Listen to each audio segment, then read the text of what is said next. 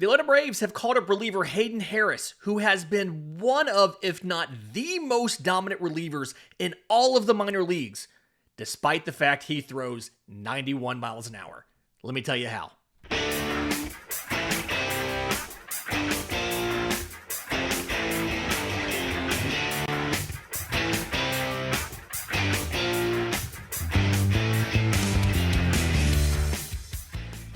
Yes, welcome on into a special bonus edition of Braves Today for Tuesday, September 2nd. I'm your host, Lindsay Crosby, and I want to talk to you real quick about Hayden Harris. The Atlanta Braves made their roster move today to activate Ha-Sung Kim after he reported to Atlanta. That was Jurickson Profar going on the paternity list. But then they also called up Hayden Harris. Hunter Stratton was optioned to AAA to make room for Harris, and Wander Suero was DFA'd to make a 40-man spot. And this was a big deal on Braves social media and among prospect watchers, not just for the Braves, but all over. And it's because Hayden Harris has been the most deserving of a call-up for a couple months now. Because Hayden Harris has been one of, if not the most dominant relievers in the minor leagues this year. And let me quantify that, okay? So, he started off the year in Double-A Columbus. 4-0, 0.79 ERA, 22 2/3 innings, 2 runs scored. He walked 7. He struck out 37.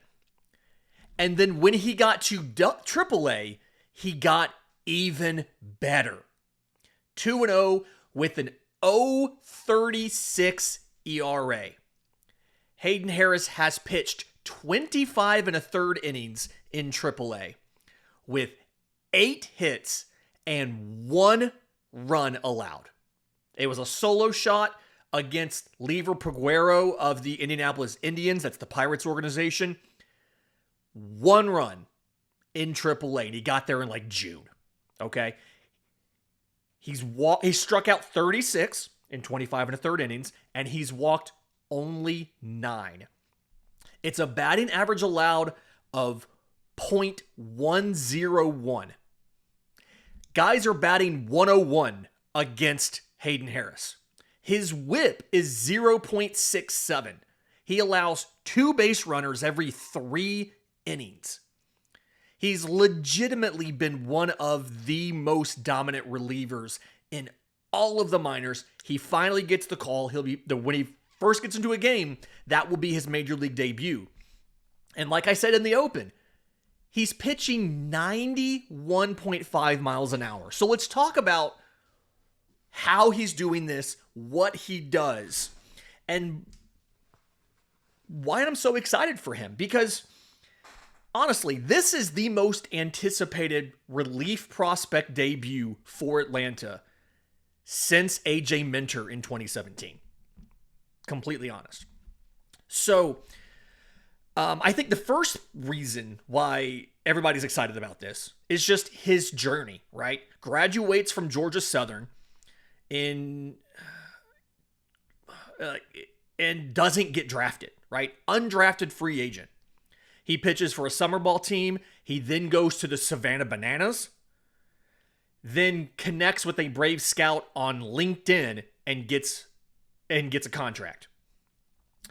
And then this year, I just told you, he's been practically untouchable this year. And I remember sitting outside of the Braves clubhouse in 2024 in spring training, right? Unlike during the season when you're in Truist Park and the clubhouse is obviously inside and it's connected to the tunnels and everything below the stadium. In spring training, the clubhouse is out beyond the center field wall. You actually walk out of the press box, you walk out of the park. There's a special special stairwell down, and you sit outside and you wait for the players to come outside to talk to you. I remember sitting there with Justin Toscano, then of the AJC, and Mark Bowman of MLB.com, and we were talking about Harris because none of us understood how he was so good, how nobody could hit him when his fastball is 91, 92 miles an hour. And now we know, like he got to AAA, we got StatCast data, now we know what he does. And it all comes down to vertical approach angle, okay? So this is a new concept, I believe, for the first time we're going to introduce here on the podcast. I also wrote this up, by the way, over at bravestoday.com. There's no graphics with it, so you're getting the same either way. And if you're on audio, same thing, new concept here. I'm not going to have any graphics on the screen. You're not missing anything here. But, all right, think about this. When you are throwing on a mound and you're throwing to the plate, you are throwing the ball downhill, right? The mound is elevated. The plate is on flat ground. So you're throwing the ball downhill. If you were to make a straight line off of the pitcher's mound, or I guess where the pitcher would be, where you would stand, straight towards home plate, it goes over the catcher's head. Like you're throwing downhill. So whenever we talk about vertical approach angle, first, it's always measured in negatives, right? -4 degrees, -5 degrees, whatever. But we've discussed induced vertical break. How induced vertical break is the backspin of a fastball, and that backspin makes the ball appear like it is not dropping from gravity as much as the hitter thinks it's going to. Vertical approach angle is that angle towards the plate, and the flatter you are, so the closer to 0 degrees, right? Remember, you're not going to be 0 degrees. If you're 0 degrees, it's going to go over the catcher's head. But the closer to 0 degrees that you are, the straighter the ball, one, actually is flying, but looks like it's flying. So it kind of has a lot of the same impact on a hitter as induced vertical break. And before you ask, most guys can do one or the other. Most guys don't do both. Like you either have really good induced vertical break, you have a really flat vertical approach angle. Most guys are average in both areas, but some guys are good at one or the other. Very few guys are good at both. And vertical approach angle is like 95% explained by your release point and your extension, right? Release point is obviously, the vertical release point is the height from the ground that the ball is when it leaves your hand. And extension is how far in front of the pitching rubber your hand is when you release the ball. And if you think about the fact that the front of the mound slopes downhill, the farther forward you are, the lower the ball is coming out. The combination of vertical release point and extension explains 95% of a vertical approach angle. It gets you almost every single component of it.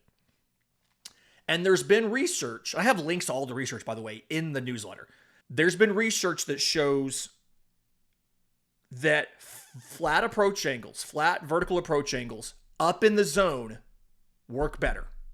And steep vertical approach angles, which is you have a high arm angle, a high release point, whatever, those work better down in the zone, right? So Hayden Harris is incredibly unique in that his vertical approach angle is one of the lowest you will see for anybody who's not like a submariner. And because of that, his four-seam fastball, despite being 91.5 miles an hour, it is virtually unhittable up in the zone. And when I say it's virtually unhittable, in AAA this year, he's thrown 280 of them. Opponents are hitting 111 with a 167 slug off of that four-seam fastball. 91.5 miles an hour, and yet virtually unhittable. And if you want an example of VAA's applications for other pitchers, the Twins have two notable guys, Joe Ryan and Bailey Ober, and both of them are lower velocity, very flat vertical approach angle guys that get a lot of whiffs, a lot of swings and misses, and really good production out of otherwise lower velocity four-seam fastballs. But that's not the only thing he throws, okay? He also throws a sweeper 23% of the time. He's a lefty, but he does a really good job at throwing it to both sides of the plate and commanding it to both sides of the plate. So he doesn't have the usual severe platoon splits that a sweeper would have. Sweepers traditionally have the biggest platoon splits of any single pitch in baseball because the whole thing's predicated on extreme horizontal movement. So one subset of guys, it moves away from them. In this case, left on left sweeper, it moves away from them, but it goes in on a righty. He's very good at being able to land it where he wants, so he can start it in the opposing batter's box and bring it to the corner of the zone for a strike against a righty. He's very good at that. He also has a splitter, throws it around 5% of the time, and then he has 3 other pitches that he barely uses. So again, in his minor league sample in AAA this year, all the pitches that are tracked via StatCast, he threw 6 curveballs, he threw 3 sliders, and 1 changeup. So he does have some other options, but this is legitimately 69.5% usage of a four-seam fastball, 23% of a sweeper, 5% of a splitter, and everything else adds up to like 2% usage. And again, people just don't hit this stuff. His whiff rate is 33.9% on the year. The fastball and the splitter are both like 28 or so percent. The sweeper is over 50% whiffs. 52.2%. 52.2% whiff rate on a sweeper, okay? He, again, 4 barrels in 402 AAA pitches. 2 on the fastball, 2 on the sweeper. That's it. 1 home run, and that's the only run scored on him in AAA. So, well overdue call-up. I'm incredibly happy for him that he finally got it. Those of you may remember I talked about him a week or 2 ago. I've interviewed him back on when I hosted Locked On MLB Prospects. If you go to the newsletter, again, bravestoday.com, if you go to the newsletter, I actually have a link to that interview embedded in the newsletter if you want to watch. He talked about the journey to get to Atlanta, to get signed, to get to Atlanta, how his season went, and what the Braves were having him do to help the major league roster get ready for the 2023 NLDS.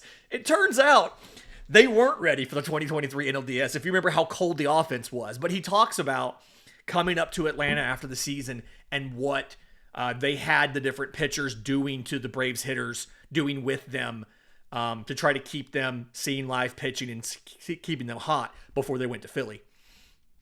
So just a fantastic kid, fantastic person, incredibly happy for him, incredibly unique pitcher.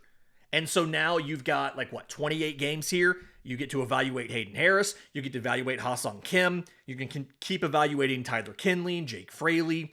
AA told us at the trade deadline that they viewed it as the start of the acquisitions for 2026 when they got Tyler Kinley. They were looking towards 2026 and try to make acquisitions, and you can see where they've done that. And Hayden Harris, depending on how this goes, has the potential to be a very valuable bullpen piece for you in 2026.